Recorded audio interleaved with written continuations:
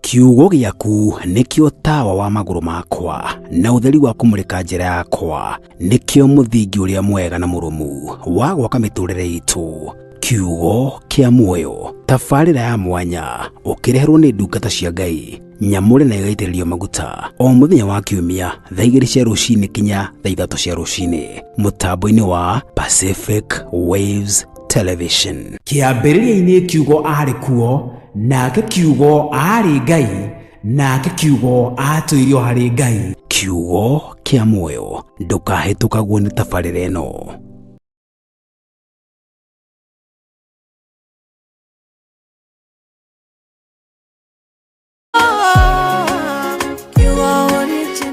Kiugo gĩaku nĩkĩo tawa wa magũrũ makwa na ũtheri wa kũmũrĩka njĩra yakwa, nĩkĩo mũthingi ũrĩa mwega na mũrũmu wa gwaka mĩtũrĩre itũ. Kiugo kĩa muoyo, tabarĩra ya mwanya ũkĩreherwo nĩ ndungata cia Ngai nyamũre na igaitĩrĩrio maguta o mũthenya wa kiumia thaa 2 cia rũcinĩ kinya thaa 3 cia rũcinĩ mũtambo-inĩ wa Pacific Waves Television. Kĩambĩrĩria-inĩ kiugo arĩ kuo, nake kiugo arĩ Ngai, nake kiugo atũirio harĩ Ngai. Kiugo kĩa muoyo, ndũkahĩtũkagwo nĩ tabarĩra ĩno. Bwana asifiwe sana, na kusalimu katika jina la Yesu Kristo. Majina yangu ni Reverend Anthony Dhuita kutoka hapa CFF Kent, Washington, USA. Na kukaribisha katika Pacific Waves Media, Radio and Television. Tuweze kubarikiwa siku hii ya leo. Anajua Bwana atatenda mema kwa sababu ni mwaminifu. Bwana apewe sifa. Na tuombe ili tuweze kulisikia neno. Ujumbe wangu siku ya leo ni kuhusu umuhimu wa shukurani, the benefit of thanksgiving, na vile inatupasa kuwa watu walio na shukurani mbele za Mungu. Amen. Na Bwana uzima atatubariki. Na tuombe. Baba, tunakushukuru, tunakuinua siku hii ya leo. Tuwasema ni asanti, hakuna Mungu aliye kama wewe. Asanti kwa kutuleta pamoja tena na kutukusanya tena katika Pacific Waves TV Mfalme, ili tuweze kulimega neno lako. Na ni asanti kwa sababu uko pamoja nasi. Asanti pia kwa mtazamaji yote anayenitazama siku hii ya leo na anayenisikiliza. Ninaomba ya kwamba Mfalme akaweze kupokea baraka tunapobarikiwa na neno lako. Katika jina la Yesu Kristo tunaomba na kuamini. Amen. Nataka tuende katika kitabu cha Deuteronomy. Amen. In the book of Deuteronomy.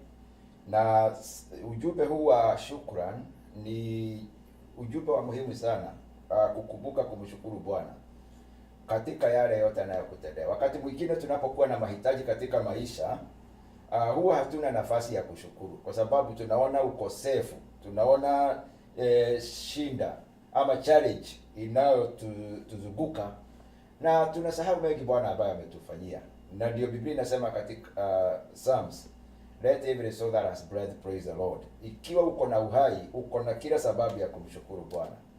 Ijapokuwa mambo mengine yako haijakuwa sawa ama kuna mambo inakupatia changamoto, lakini uko na sababu ya kumshukuru Bwana. Kila siku unapoamka asubuhi na jioni unapolala, wacha hili liwe ni tendo lako la umaarufu kumshukuru Bwana na kumwambia ni asante. In fact, katika kitabu cha Deuteronomy, Mungu alipokuwa ananena na mtumishi wake kwa wana wa Israeli, aliwakumbusha ya kwamba hata watakapokuwa wakati wamebarikiwa, wasije wakasahau mahali Mungu amewatoa, vile Mungu ametembea na wao na vile Mungu amekuwa msaada wao na kuwasaidia hata katika jangwa na katika mambo iliyowatisha.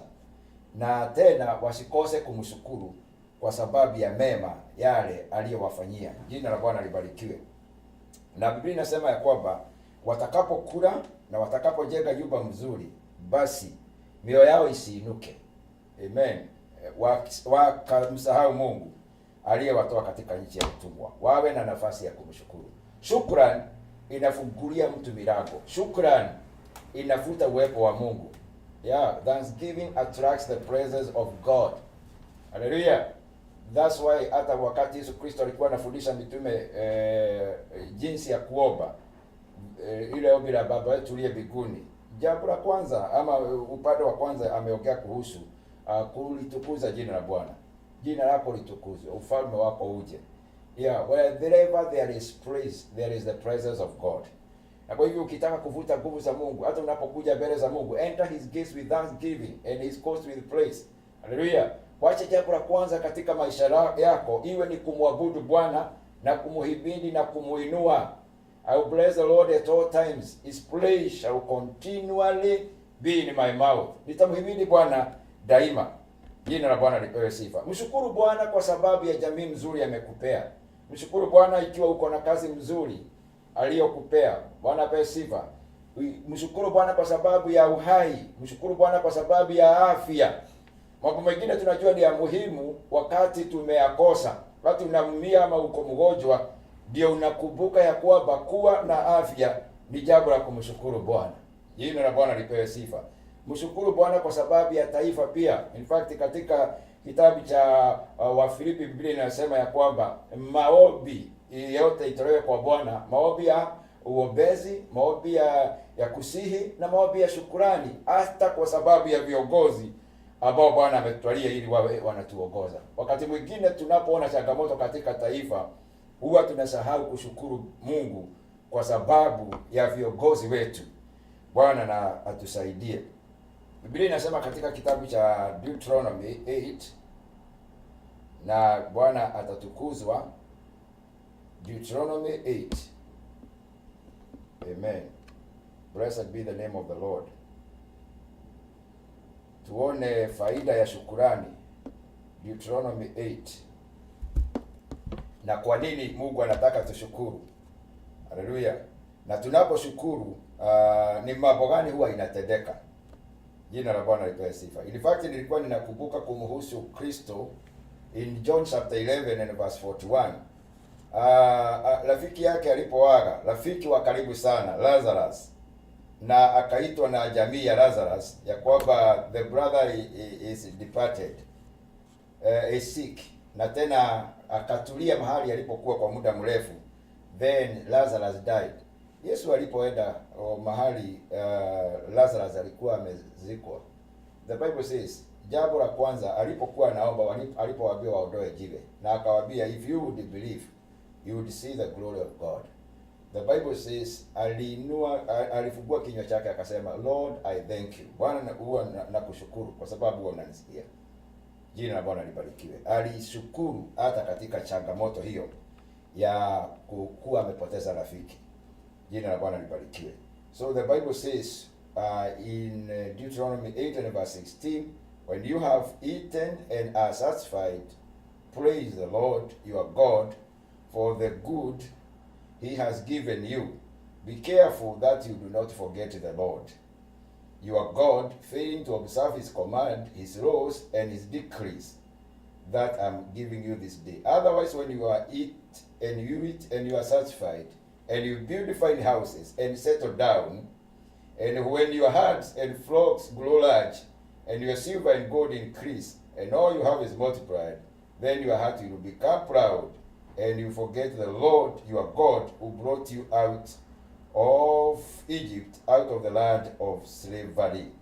Amen. And not only that, he led you through the vast and dreadful wilderness, that vast and wasteless land, with its venomous snakes and scorpions. He brought you water out of the hard rock, and he gave you manna to eat in the wilderness, something your ancestors had never known, to humble you, to test you, that it might go well with you at the end. Hallelujah. So God was reminding his people, alikuwa anawakumbusha ya kwamba mtakapoona uzuri na mtakapo settle down na mjenge manyumba mazuri, msije mkasahau kushukuru. Shukrani ni jambo la muhimu mbele za Bwana. Shukrani inavutia presence ya Mungu na furaha ya moyo. Wakati unashukuru, you experience joy. I know we have had such moment, especially mtu akikupea kitu inakupendeza, ukishukuru, unashukuru kuwa na furaha. Kwa hivyo shukrani pia inavuta joy katika moyo ya mwanadamu, na inaondoa kuinama. In fact ukijifundisha kushukuru, vitu vingine inafanya moyo wako uzimie na uiname, utazishinda. You will conquer, you will overcome those, kwa sababu you run to set your heart to give thanks. Blessed be the name of the Lord. Na Biblia inasema katika Zaburi, Psalms 50 and verse 23, atoaye dhabihu ya kushukuru ananiheshimu mimi, nami nitamuonyesha wokovu wangu. Hivyo ndivyo Bwana anavyosema. Whoever offers a thanksgiving offering honors me. Wakati unapotoa dhabihu ya kushukuru, you are honoring God. Hilo ndilo tunda la midomo yetu, kumshukuru Bwana, giving thanks unto God. Na ni jambo linafaa tulifanye kila wakati, si sometimes. No. Giving thanks should be a continuous thing. There is no reason as to why we should fail to give thanks. Hata wakati mambo imekuwa mazito, hata wakati unapitia changamoto. In fact, Biblia inasema ya kwamba shukuruni Mungu katika mambo yote. This is the will of God in Christ Jesus concerning you. In all things give thanks. Amen. Wewe unayenitazama siku ya leo, katika hiyo hali uko ndani yake, start giving thanks. Muabudu Bwana, mshukuru Bwana. Uone vile Bwana atakavyokufungulia milango. Uone vile Bwana atakavyokutembelea, kwa sababu hiyo ndio the landing ground yake ya kufanya mambo makubwa katika maisha yako. Remember the 10 lepers in Luke chapter 17 verse 17. Wakati walipoponywa, mmoja tu ambaye alikuwa mgeni alirudi kumshukuru Yesu. And the scripture says, Yesu akamuuliza yule aliye mgeni, where are the other 9? Na nikumaanisha ya kwamba they learned their place in Christ ya katika kushukuru. Kwa sababu kama ingekuwa tu sawa yao kuenenda na kutoshukuru, Yesu Kristo hangeuliza wako wapi. Labda uko hapo sasa, wewe ni mmoja kama wale. Ameona mambo mengi amekutendea. Bwana amekufungulia milango mingi. In fact, kama ungekuwa unanakili pahali, uangalie ile mambo Mungu amekufanyia. Mengine ilikuwa ni majawabu ya maombi na hukujua ilijibiwa. Uliona tu ni kama kawaida, ni kama life ina continue vile ina continue kawaida. Lakini ni jawabu ya maombi. Wakati ulikuwa unaomba mambo ya bosa hii yalikuja kwako na ukayafurahia, wengine uliomba Mungu akufungulie milango ya nje huko hapa katika nchi kama hii ya United States of America. Na hata siku ya leo umesahau hata kwenda katika nyumba ya Mungu. Umesahau kuomba, umesahau kutafuta Mungu, kwa sababu wakati ulikuwa unaomba mambo haya ya kufunguliwa milango, ulikuwa katika shida kubwa, ulikuwa katika ukosefu, ulikuwa katika uhitaji, na ulikuwa na kilio kingi. Lakini tazama, si Bwana alitenda. Sasa uko wapi? Bwana anaweza kuuliza, where are you, katika sehemu ya kushukuru. Amen. Na ndio inafaa tujifundishe, hata milango ikifunguka na mambo makubwa itendeke kwetu, shukrani isiondoke katika vinywa vyetu. Alipouliza hivyo, akaambia, tazama yule aliyerudi kushukuru, behold you have been made whole. Wale wengine ni kuponywa, waliponywa, lakini yeye alifanywa mzima. Yeye portion yake haikuwa kama ya wale wengine 9. Na mimi natazama tuwe kizazi ambacho we will be made whole because of thanksgiving. Thanksgiving avenue will cause you to be made whole. Wakati unaposhukuru, hakuna mtu aliyekushukuru kimakosa. Shukrani inakuwa ni kama dhabihu mbele za Mungu, na Mungu anaipokea, inakuwa faida kwetu sisi ambao huwa tunashukuru. Jina la Bwana libarikiwe.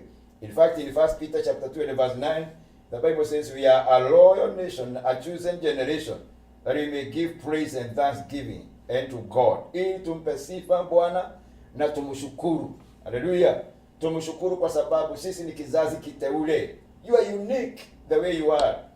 Angalia karama zingine uko nazo, wengine hawana. Wengine wameinuliwa katika uimbaji, wengine ni watumishi wa Bwana, wengine ni artist ya mambo mengine ya kuchora, na ni kipawa tu Mungu amekupea bure. Wengine ni ujenzi, wengine ni electricians, vipawa mbalimbali. Mungu tu alikuneemesha katika hiyo. Wengine wanajenga manyumba, wengine ni maengineer, na wengine kimasomo Mungu amewabariki sana. Wacha tusikose kumshukuru Bwana kwa yote ambayo ametutendea. Wengine wamepewa kazi mzuri. Kuna mtu ambaye amehitimu kwa kila kitu, ako na cheti zote, amesoma, ako na degree nyingi, lakini hajapata nafasi kama ile umepata. Kuna mtu mwingine ameomba sana, si kwa sababu tumeomba sana tumepata ufanisi ambao huwa tumeupata, na kuomba ni kuzuri, lakini ni neema tu ya Mungu. It is by the grace of God, it's by the favor of God. Kuna mwingine mpaka amefuga ile siku zile siku amefuga, wewe huja karibia siku kama zile, na hajapata opportunity ambao uko nayo. Ni kwa neema. Do not fail to give thanks. Bwana anasema katika 150, ningetaka tuende pale, yeye hawezi kula nyama za kuchinjwa. Haleluya. Hata wanyama wa msitu wote ni wake. Psalms 50. Lakini jambo gani anataka kwetu? It is a thanksgiving praise. Anasema nitolee dhabihu ya kushukuru, tena uniite, then call me the day of trouble, I will answer you and you will glorify me. Blessed be the name of the Lord. Dear one, learn to give thanks, and the Lord will do great things upon your life. Jina la Bwana lipewe sifa. In fact, katika Warumi 1 mstari wa 21 Biblia inasema ya kwamba ijapokuwa walimjua Mungu, although they knew God, they did not glorify him as God. Hawakumtukuza ipasavyo. May God help us. There are some of us we are so much close to God, but the measure of thanksgiving, in fact, tukileta vikapu viwili hapa ama container mbili, tulete moja ya matatizo ama ya challenge na nyingine ya shukrani, ukishangaa ya shukrani haitakuwa kitu. Very few people will give thanks, especially when we are going through trouble.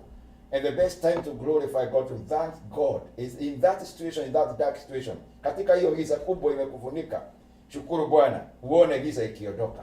Wakati Bwana ameinuliwa, haleluya, let the Lord arise and his enemies be scattered. Wakati Bwana ameinuliwa, changamoto zote zinakosa nguvu. Amen. Nimebeba mtu mmoja wa Mungu, nampenda sana huyo mfalme wa Mungu, aliyeinuliwa na Mungu. In 2 Chronicles 20, Jehoshaphat, Biblia inasema wakati maadui walimjia na akawaona wakiteremka katika milima, wameunganika mataifa wa Mori, wamekuja kupigana na yeye.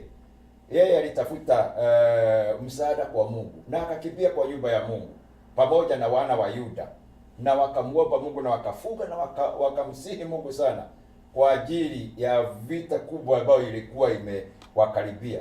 Maadui walikuwa wamejihami waje wapigane na wao. Na tazama, nabii katikati yao akasimama tu, kwa sababu walitafuta uso wa Mungu. Akawaambia hamtahitaji kupigana hii vita. Amen. Akatengeneza uwaibaji. Amen.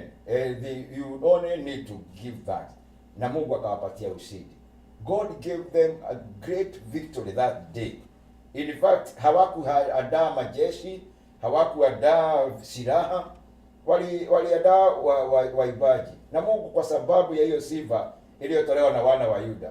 Imagine adui zao pale ile vale walipokuja kukutana na wao. Biblia inasema hivi, inaitwa the valley ya baraka. Biblia inasema walipofika pale waligeukiana maadui wao, badala ya wavamie Waisraeli ama wana wa Yuda, walipigana wao wenyewe na wakamalizana. Na walikuwa wamekuja na vitu nyingi, nguo, dhahabu, chakula. Is that not God?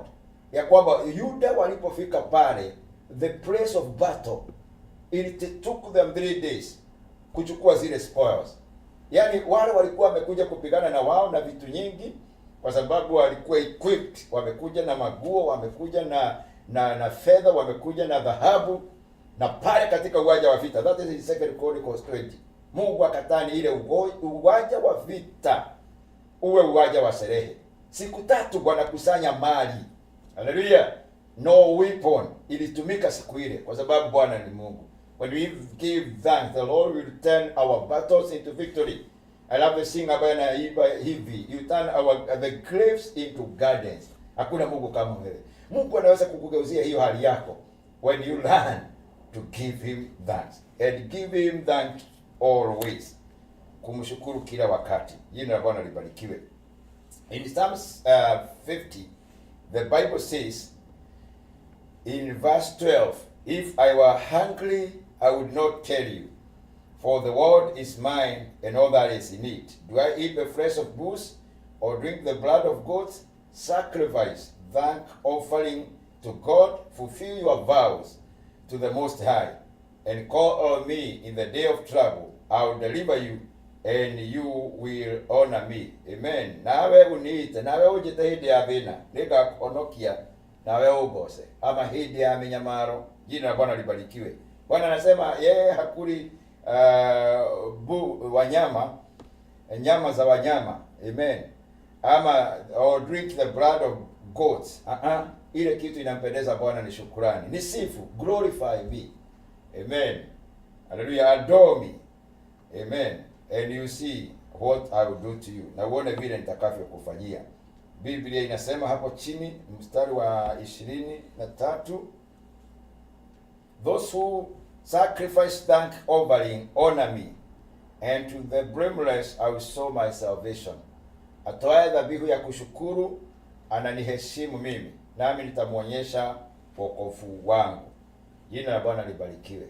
When you learn to give thanks to God, you are honoring God. It's an honor to God. Hallelujah. Na hapo kuna mahali tumesikia ya kwamba na ukumbuke kulipa nadhiri zako. Nadhiri ni vow. Whatever you have vowed. In fact, wakati mwingine we vow and we forget. Nasema kwa Bwana, ukinifanyia hivi, nitafanya hivi. Mungu ukinifungulia hii mlango, nami nitakufanyia hivi. Tuwe waaminifu kama vile Hana alikuwa amemwambia Mungu, ukinibariki na mtoto nitamrudisha kwako. Na ni kweli Mungu akambariki na Samueli, akampeleka kwa madhabahu na Samueli akamtumikia Bwana. Jona pia katika shida yake wakati alipotupwa baharini, in Jonah chapter 20 verse 9, alipromise Mungu, alimwambia Mungu, he made a vow to God. Akaambia Mungu, utakaponiponya nitakuja mbele zako na shukrani. I will offer unto you a thanksgiving offering. Nitakushukuru. Na Mungu alimtoa. That was like a hate. Hata Yesu Kristo mwenyewe aliongea kuhusu Jona, kuhusu kifo chake na kufufuka baada ya siku 3. Akasema kama vile Jona, kwa sababu Jona ungefikiri mtu akiwa katika the tumbo ya samaki, hiyo ni hali kama hayuko hai. Ni Mungu tu alimuinua tena. Naye alipromise Mungu ya kwamba atamshukuru. Amen.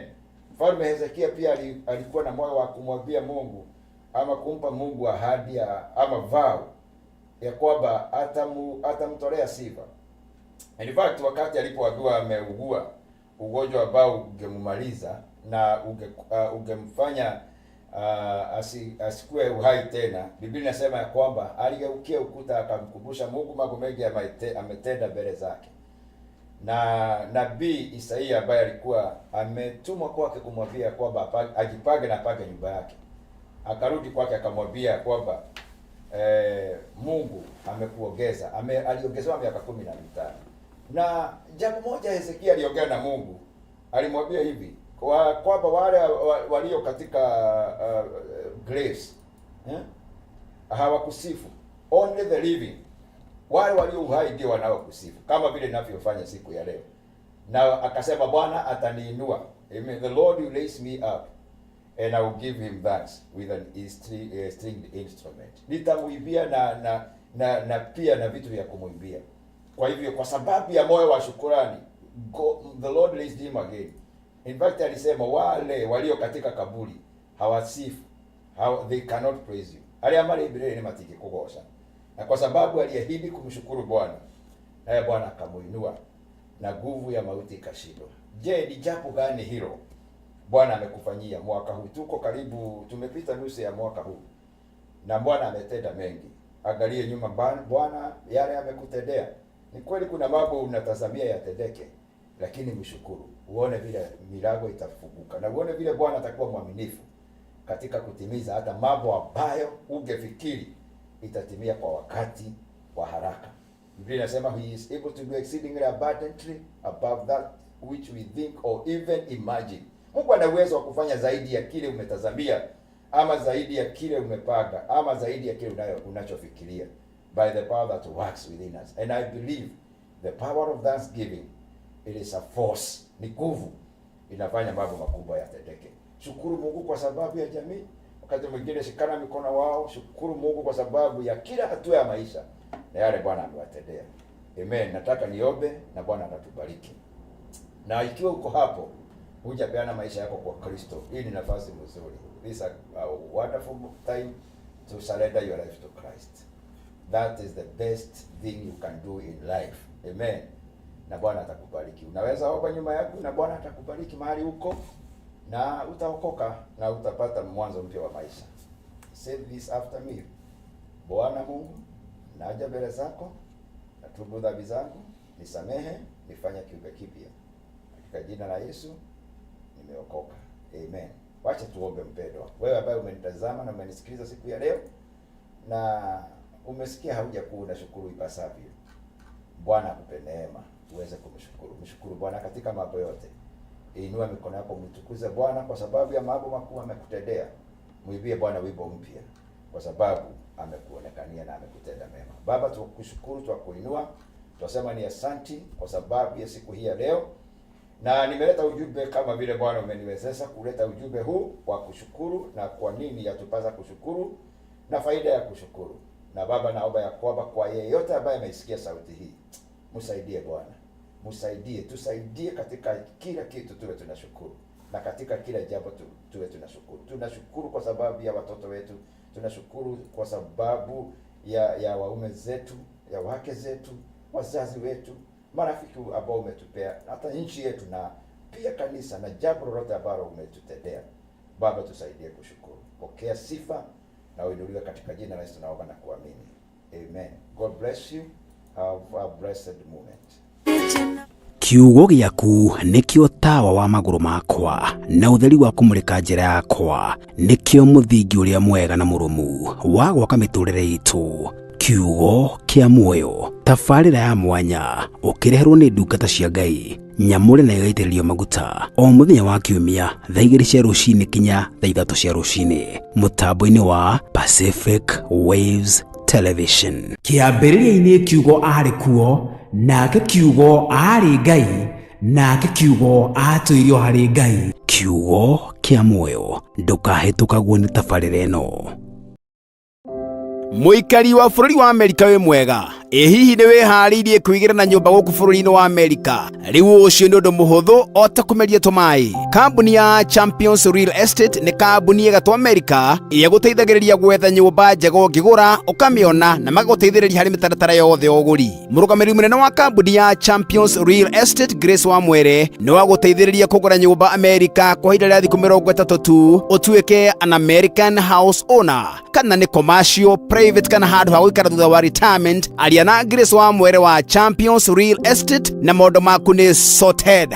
Aria nake kũhĩtũkĩra namba yake ya thimũ nĩyo 425-5931-0713. Ona no ũcere wabici-inĩ ciao ta ũũ kana ũhũre namba ya wabici. Addresses nĩ Federal Way, Champions Real Estate, mekũrĩa 32700 Pacific Highway South, Suite 2, Federal Way, Washington 98003. Na kumena wa Everett County marĩ 1723 100th Place Southeast, Suite A, Everett, Washington 98208. Na kumena wa Edmonds marĩ 525 5th Avenue South, Suite 101, Edmonds, Washington 98020. Nĩ ũndũ wa ũhoro makĩria no mandĩkĩre email kũhĩtũkĩra wamwere.homes@gmail.com kana ũcere rũrenda-inĩ rwao nĩruo www.nwchampions.com. Champions Real Estate, home of endless possibilities. Wow, Grace. Yes. Newe. Bibi. Niko semani nawe. Here. Adoteri meko ge manyo bomuthi. Hallelujah. Muthikiriria na muraraji wa Pacific Coast Television. Ndakugeithia o rĩngĩ ni njĩtagwo Kĩari wa Prestige na ĩno nĩ tabarĩra ĩrĩa tũkũrehagĩra ya wonjoria. Na mũthenya wa mũthĩ nĩ ndacera gũkũ mwena wa Seattle, Washington, na ndacemania na CEO wa ũhoro wa manyũmba wĩtagwo Grace Wamwere na kambuni yake ĩtagwo Champions Real Estate, na ndenda atũhekĩrĩra na atũthomithie tondũ anjĩraga atĩrĩrĩ hingo ciothe twaria atĩ gũkombora nyũmba atĩ that's ũguo nĩ kuoya mbeca ũgacitwara trash-inĩ. Wona witũ ndenda ũrore kamera ĩno ũgeithie mũthikĩrĩria na mwĩrore eroragĩra na agathikĩrĩria na tũkũmenya wewe ũyũ na wĩna rũtha rwa gwĩtambũrũkia. Nĩguo nĩndamũgeithia inyuothe mwĩroreri wa Pacific Waves na mũthikĩrĩria wothe. He marĩtwa njĩtagwo Grace Wamwere na as Mr. Kerry said, nini mwene kambuni ĩtagwo Champion Real Estate, and I've been doing real estate for a very long time, more than 10 years, because I found the need of our own people aitũ a mũciĩ kwĩgwatĩra tĩri wa America. Na tondũ mwathani nĩ atũri harĩa hothe twakinyia makinya maitũ nĩ arĩ tũrathimagĩra ho. So there was that need ya gũteithia andũ aitũ, na on a biggest problem yarĩ kuo nĩ ũndũ wa andũ kwaga kũmenyaga how do we go about. And it's very funny ũrĩa idea yakwa yokire ya kwendagia nyũmba, tondũ niĩ ndandĩkirwo nĩ kambuni ya Walmart ndoka America oro ũguo. No nĩ ũndũ wa kĩĩ gĩakwa na nĩ ithuĩ tũma Kenya tũkaga twĩrende kũruta mawĩra. Nĩ ndarutire na kĩo mũno, ngĩambĩrĩria kũheo promotion. Ndambĩrĩirie night shift, ngĩheo promotion ya night shift day manager, ngiuma manager makĩhe outside the building, I oversee few departments. Ndarĩkia ku oversee department makĩnjĩra no, I'm too smart, I'm too aggressive, they need to take me somewhere else. Makĩnjĩra makũndwara kũndũ kũrĩa ndĩthiaga gwetha ciea magaka Walmart. Ũguo nĩ mambĩrĩirie kũndũmaga all over state of United States. Na hau niho manjĩra magũthomithia kĩrathi kĩa real estate. Nĩguo ndathi ndona mũgũnda, ngeka process na magoka makambĩrĩria. No ũhoro ũcio ndwagĩthire for long. Tondũ o ũrĩa ningĩ tuonekana marangi maitũ rĩ, ndathi ndamenyeka nĩ ndaheo gĩtĩ kĩnene gũkĩra andũ aingĩ matũire kũu rĩ, kũrĩ andũ mokire kũu athũngũ makiuga ĩhĩ ithuĩ nĩ twagĩrĩirwo nĩ gũkorwo gũkũ, na nĩ ũndũ wa ciaca rĩ, ngiuga atĩrĩrĩ, wĩra ũyũ ona kabi thiĩte nyambĩrĩrie kũ-promote andũ a gwitũ tondũ nĩ ndamenya ũrĩa ũhiana. And at that point ngiuma kĩganda-inĩ kĩa Walmart ngĩingĩra self employment, and that was mwaka wa 2006. Na mwenda wĩgiĩ process ya kũgũra nyũmba rĩ, there are few things that we look at. Now the most important part nĩ ya credit, na credit ĩyo nĩyo njaragĩria andũ mũno tondũ as we all know gwitũ mũciĩ tũtirĩ credit na tũtirĩ twamenya ũhoro wa scores. Rĩu rĩ, ndaigua wagweta ũhoro wa credit. Yes. Na wauga gwitũ tũtikorwo na credit. Yes. Ndiũ kana hanĩho mũndũ agĩrĩirwo kwambia. Niĩ njĩraga mũndũ wothe credit, it's better than money. Tondũ in America, when you take care of your credit, you can own everything.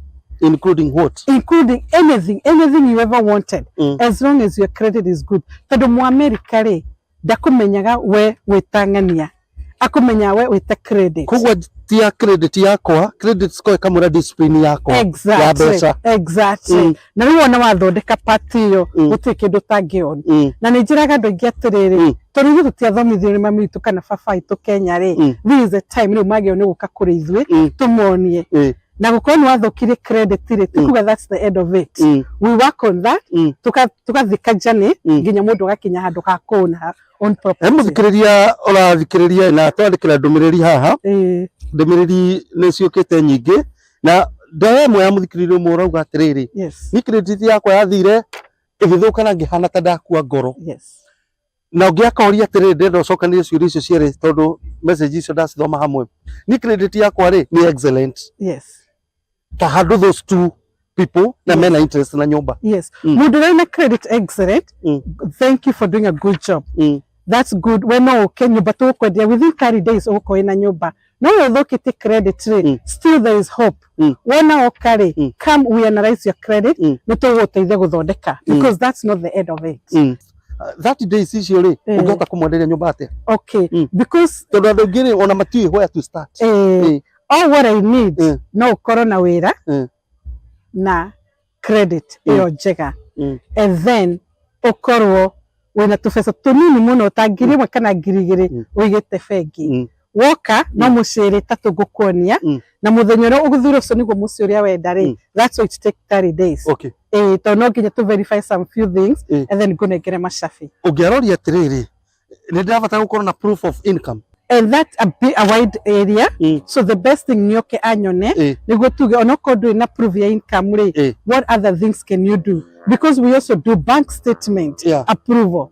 Ugĩkorwo na bank statement ya 12 months rate na nĩrona nĩ wĩkagia mbeca rĩ, that's enough. Mũndũ ũthũkĩtie credit rĩ, sometimes we think nĩ tũthũkĩtie credit, kana sometimes we think that's the end of it. No ngũkwĩra atĩrĩ mũthikĩrĩria wakwa na ũrĩa ũratuona thaa ici, ndũkamake nĩ ũcio. Wona woka credit yaku tũkũmĩanalyze A, B, C, D. Na ngwire kana A na B na C. Na within a period of 30 to 60 days, score ciaku no cikorwo cithiĩte igũrũ. Na ciathiĩ igũrũ, that will be automatic for us to be able to give you a house. Ngĩ mwĩroreri wakwa na mũndũ wothe ũrathikĩrĩria, ũngĩenda kũnyita, namba yakwa ya thimũ nĩ 425-931-0713. Again, 425-931-0731. Na tuna maofici Federal Way, Harare Pacific opposite post office. Na tuna office gi Edmonds, that's our main office. Na tuna office gi Everett. So anytime, any day, shoot me a text. Or I can also come to where we are. We go to the next step. Otherwise, I get to America. Thank you. Muikari wa bũrũri wa Amerika wĩ mwega. Hihi nĩ wĩharĩirie kwĩgĩra na nyũmba gũkũ bũrũri-inĩ wa Amerika? Rĩu ũcio nĩ ũndũ mũhũthũ o ta kũmeria tũmaĩ. Kambuni ya Champions Real Estate nĩ kambuni ĩgatũ Amerika ĩrĩa gũteithagĩrĩria gwetha nyũmba njega ũngĩgũra ũkamĩona na magũteithĩrĩria harĩ mĩtaratara yothe ya ũgũri. Mũrũgamĩrĩri mũnene wa kambuni ya Champions Real Estate Grace Wamwere nĩ wa gũteithĩrĩria kũgũra nyũmba Amerika kwa ihinda rĩa thikũ 30 tu ũtuĩke an American house owner kana nĩ commercial, private kana handũ ha gũikara thutha wa retirement. Aria na Grace Wamwere wa Champions Real Estate na maũndũ maku nĩ sorted. Aria nake kũhĩtũkĩra namba yake ya thimũ nĩyo 425-5931-0713. Ona no ũcere wabici-inĩ ciao ta ũũ kana ũhũre namba ya wabici. Addresses nĩ Federal Way, Champions Real Estate, mekũrĩa 32700 Pacific Highway South, Suite 2, Federal Way, Washington 98003. Na kumena wa Everett County marĩ 1723 100th Place Southeast, Suite A, Everett, Washington 98208. Na kumena wa Edmonds marĩ 525 5th Avenue South, Suite 101, Edmonds, Washington 98020. Ni ũndũ wa ũhoro makĩria no mandĩkĩre email kũhĩtũkĩra wamwere.homes@gmail.com kana ũcere rũrenda-inĩ rwao nĩruo www.nwchampions.com.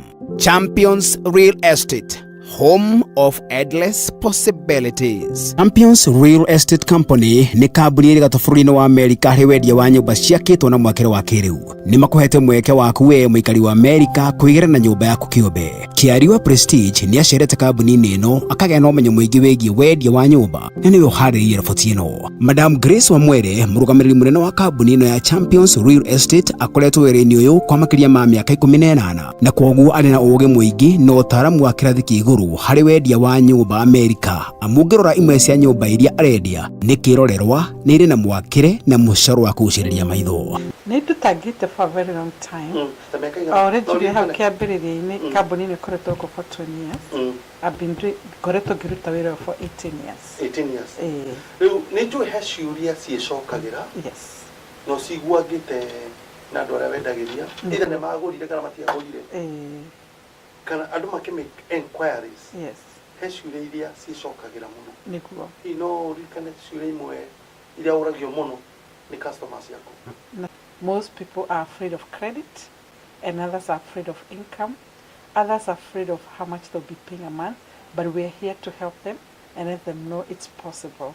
Mũtaratara wa ũgũri wa nyũmba nĩ mũhũthũ ta ũrĩa aratarĩria. Yes, we help people own their own homes, own American trips, and what we require is you have a job, and then you have a good credit score, and then we have in-house lenders who do wonderful jobs, and they strictly deals with a community that are looking to have homes, not just one home. And we work on people who have 620 credit score and above. Even the people who don't have good credits, we also help them so we can make sure they own homes.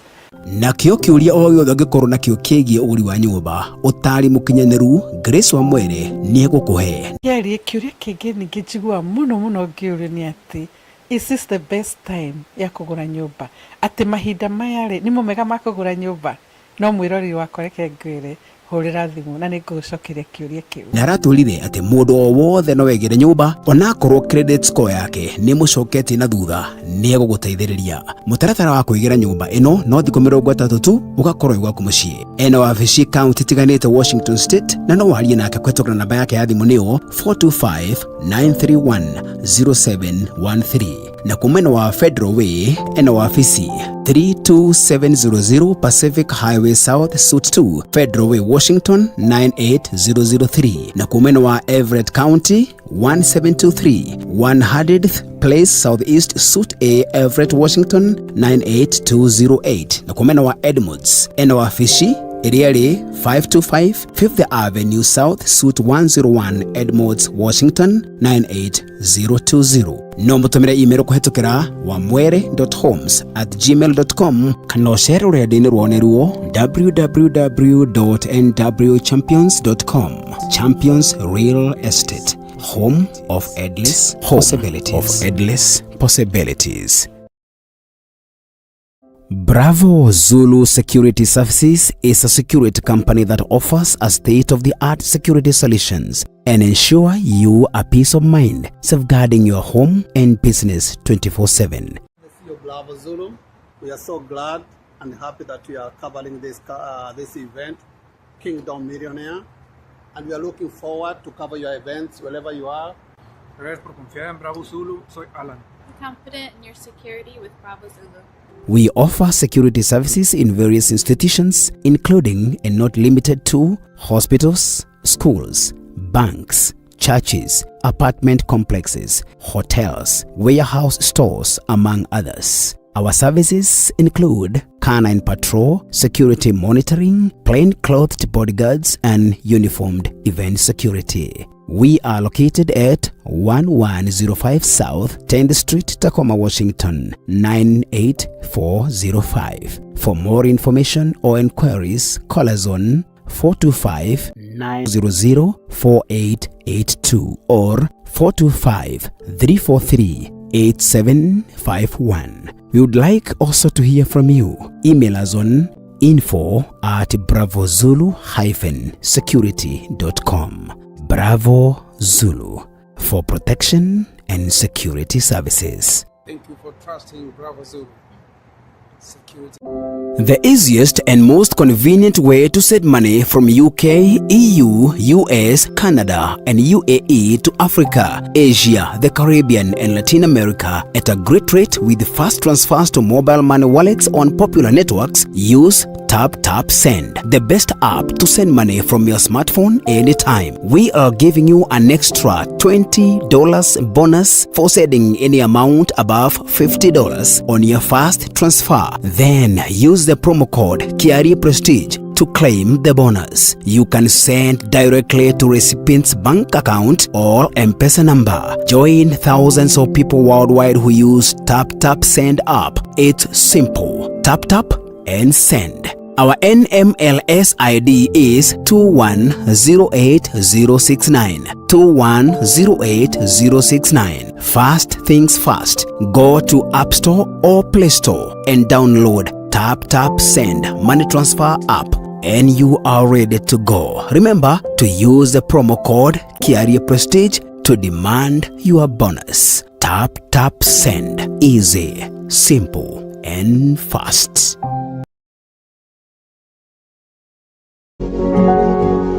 You are watching Pacific Waves Television USA, a place of nourishment.